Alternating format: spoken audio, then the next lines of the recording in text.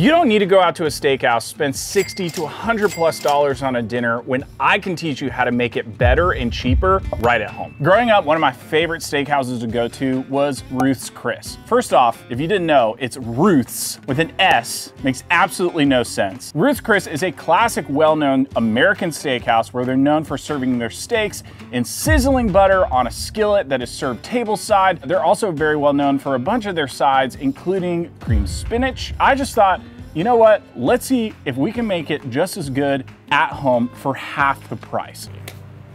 Let's do this. We have a bone-in ribeye, a filet mignon, and we have a lobster tail. So first things first, today I'm not even using prime. This isn't a prime ribeye, nor is it a prime filet mignon. Use the budget-friendly steak that you have available because it's really only about the technique more than it is necessarily the steak. The first technique that they use is they don't use oil as a binder for adding their seasonings. They use melted butter. So right here, I have about 1/4 cup of melted unsalted butter. The key for using this is it gets the most insane crust. Because it has a lower smoke point, you're gonna end up getting some incredible caramelization. I've been using this nonstop on pretty much every other steak that I've been cooking after I kind of found this out and I realized, man, they have been in business for a really long time and they have like restaurants everywhere. Maybe they actually know what they're doing. Just mix it up and brush a thin or thick layer if you really love butter. One of the things to note is that adding butter is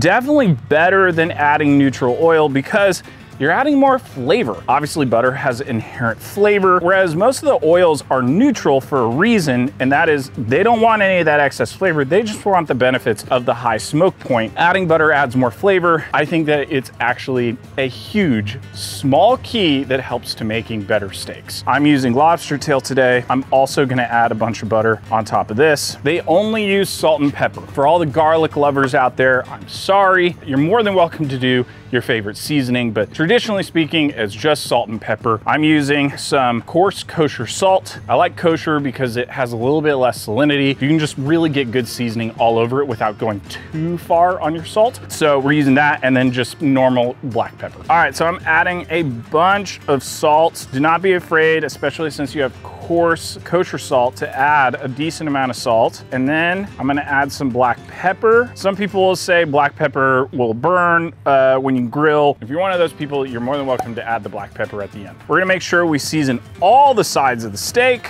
You will lose a little bit of the seasoning as you cook. That's why you're gonna over season it, because you're probably gonna lose maybe 10 to 15% of that seasoning. So we're gonna do the same thing to the fillet, or as in the UK, they call it a fillet, which makes absolutely no sense. All right, so we got that fully seasoned, and then I'm gonna season up the lobster. These are ready to go. I'm gonna set these inside covered, but not in the fridge, because I wanna make sure that these steaks stay at room temperature, because we're gonna get a better crust on these when they're at room temperature than when they're cold.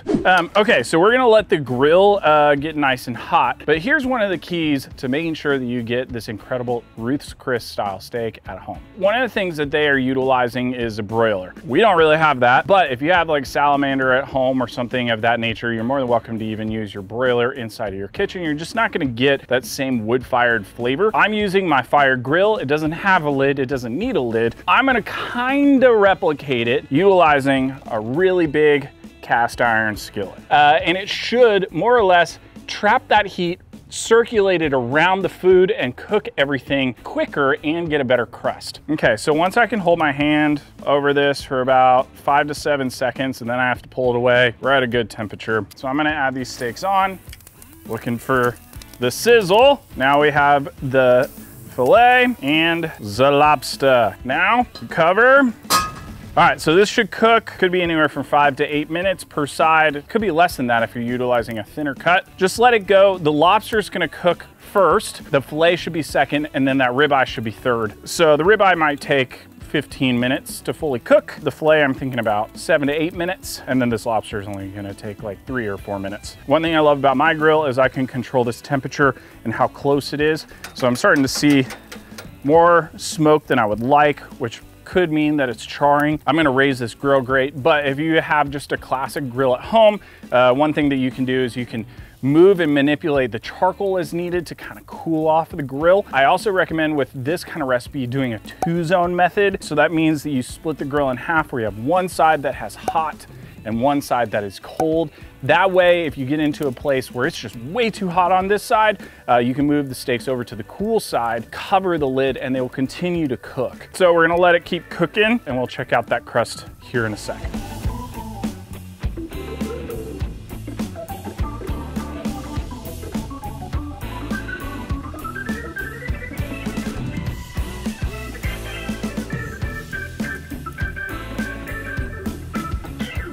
Nice. So I opened it up, just check it out. You can see the lobster is almost fully cooked. It's still not completely like opaque. It has some translucence. Not bad. So we have that beautiful caramelization on the spinalis, and then we have the filet. I am so surprised that butter doesn't just completely burn. This guy is only gonna take maybe like 30 more seconds. So let's cover everything up and keep cooking.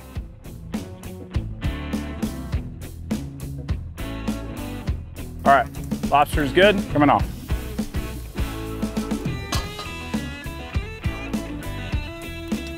Perfect, ready to go. Filet is off. Keep cooking this guy. That butter just gets an insane crust. I didn't expect that. Obviously, I understand like smoke temps and butter like caramelizes a little bit better, but using the melted butter as the binder, that's the biggest secret of this entire recipe. All right, this guy is about 115, so we're gonna pull him off, let him rest. Look at that crust, dude. Look at that. That's insane. It's almost like Ruth's Chris knows what they're doing. And you can do it too. It's so easy. It's so simple. So one of the famous sides by Ruth's Chris is the cream spinach. It's one of my favorites. It's something that we order almost every time that we go there, and it's extremely easy to make. The hardest piece is buying the day before frozen spinach and letting it thaw out. First key, make sure it's fully thawed, and then we're going to get as much water out of it as physically possible. I'm gonna take this out. I put it in paper towels, because it just makes it a lot easier to squeeze out as much of that water as possible. So why am I doing this? Well, the water is gonna go into the cream spinach if we don't, and it's just gonna liquefy it, and we're just not gonna be able to get that creaminess. It's just not gonna be as thick of a sauce. You want an incredible shot to wake you up in the morning. You can just drink that spinach water. And just like that, you have a glob of dry spinach. I'm just gonna kind of flake it. Goodness, that's spinach water. All right, I'm gonna just separate it a little bit, and then we're ready to go. I'm gonna add the cast iron onto the grill. Boom. That was awesome. All right, so I'm gonna let this heat up. We're gonna start by making a roux. Roux is the base for a sauce. It's just a thickening agent. It's utilizing fat and flour to thicken up the sauce so that when we add it in, we get that like creamy consistency that we're hoping for cream spinach. I'm gonna add in some butter, it's gonna melt. I'm gonna add in some garlic as well, some salt and pepper, and then we're gonna add in the flour. It's gonna absorb a lot of that butter. Then we're gonna add in some heavy cream and milk. And this is the base for our sauce. So this is that like creaminess when you think about cream spinach. So just a little bit thinner than like a traditional like Southern gravy. I have some cream cheese. I'm just gonna add in maybe like a third of a block of cream cheese. I'm gonna add in all of my spinach with none of the spinach water, because that's disgusting. We're gonna add in a ton of Parmesan cheese, because it should really just be called cheesed spinach. And then the last piece, I'm gonna grate nutmeg into this. Nutmeg adds some like spice and a little bit of heat. Stir this bad boy around. Oops, spinach down. Sacrifice to the grill gods. But this is your cream spinach, guys. Look at that. Thick, creamy, cheesy, juicy. So I'm gonna just take this Parmesan cheese all over. Take my handy dandy butane torch. And just get some caramelization on that top part, melting in the cheese. Look at that beautiful guy. Look how juicy that is. Look at that jiggle. Wiggle, wiggle, wiggle. All right, so we're good to go. Let's serve everything up. All right, so I have some 500-degree sizzling skillets. This is how it's traditionally served. I have some butter that we're gonna let melt. Get it nice and melty. filet and our lobster. We're gonna add a little bit of salt, some vegetables. You could easily replicate this with any cast iron skillet that you have at home. Small skillet, large skillet, preheat it in the oven to 400. Add in your butter until it's foamy white and serve up with the steaks after they've been rested. You just wanna make sure it gets coated and encased in that butter so it blends with all the juices of the steak so you get a ton of flavor. The key for this is butter. Butter in the beginning, butter in the middle, butter in the end. Look at this, this looks insane. And you can make this at home. It's really not that difficult. Let's try it out. Cream spinach. There's a reason why that's so amazing and why everybody orders it, because it's good. That's so good. Okay, so if you're using neutral seasonings like salt, pepper, garlic, I think the best binder is going to be butter. It adds that flavor of buttery richness to your steak, and I really think it helps to get a great crust. If you're adding other flavors like a Cajun rub, I think a neutral oil might be a better option because you don't want to take away from those flavors. So use a canola oil or a vegetable oil. But overall, I'm kind of thinking butter is just king of everything because it makes everything better. This I stamp as so freaking delicious. Go and check out the recipe in the description below. Go and check out all my seasonings, the sauces, the fire grill. It's coming. It's coming, man. Stay so freaking delicious. Cheers. Look how juicy that is. Look at that jiggle. A creamy spinach. Don't jiggle, jiggle. Wiggle, wiggle, wiggle.